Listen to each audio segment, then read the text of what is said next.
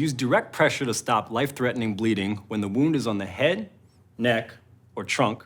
The wound is on an arm or a leg and you are waiting for someone to bring you a tourniquet or no tourniquet is available. You can also use direct pressure to stop non-life-threatening bleeding. It takes a lot of pressure to stop life-threatening bleeding. That's why you need to push hard.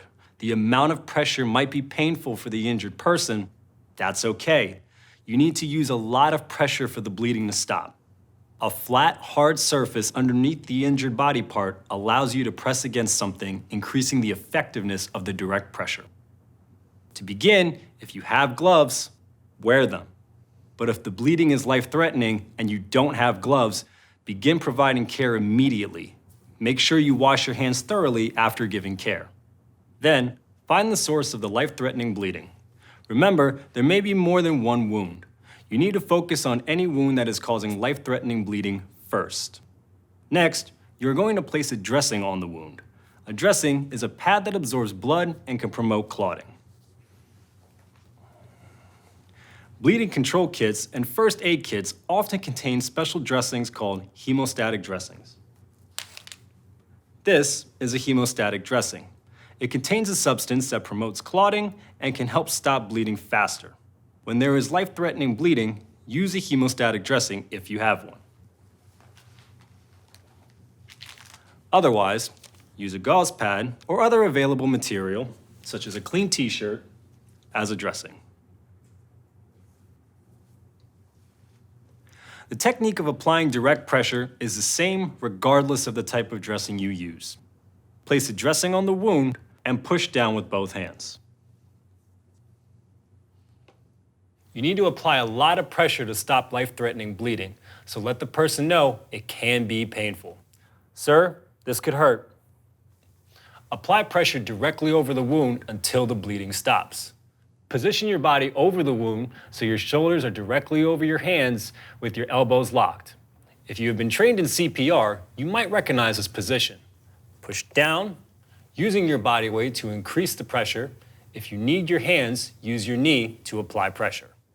If blood soaks through the original gauze pad, you don't need to do anything, but you can apply an additional gauze pad and continue direct pressure.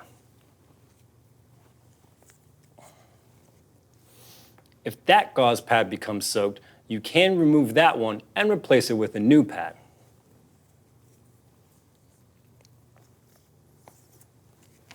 However, do not remove the original gauze pad that is placed directly on the wound. Also, only add one pad on top of the original. Do not stack multiple pads as this weakens direct pressure. If the bleeding stops before EMS arrives, check for circulation beyond the injury.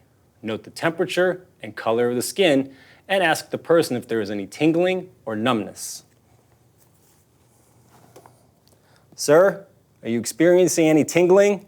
Any numbness? Then, apply a roller bandage over the dressing to hold it in place and maintain pressure on the wound. Place the end of the bandage on the dressing at a 45-degree angle.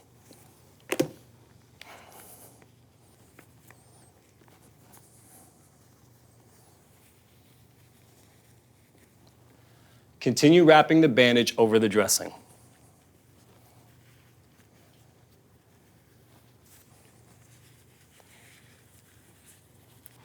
Then, tape to secure the dressing.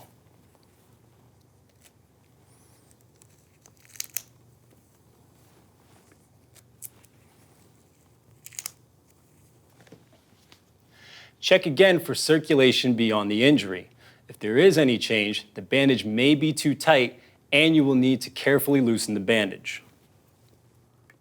Sir, are you experiencing any tingling, any numbness? After the bandage is appropriately applied, remove your gloves and wash your hands. So to summarize, when using direct pressure to stop bleeding, remember two key things. 1, press as hard as you can directly over the wound. 2, hold the pressure until the bleeding stops. Usually this takes at least 5 minutes, but it could take much longer.